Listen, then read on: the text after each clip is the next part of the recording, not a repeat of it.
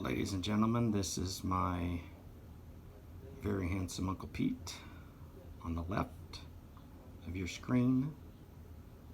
If you're facing north, west, east, or south, good grief.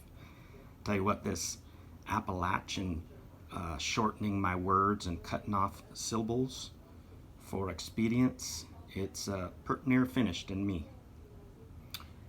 Which just over yonder, got a picture of my Uncle Pete, my Uncle Bubby. Anyway, they are 18 and 19, but those two men are my second fathers,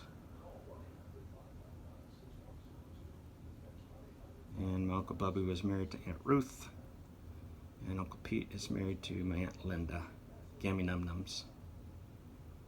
I thank God for family.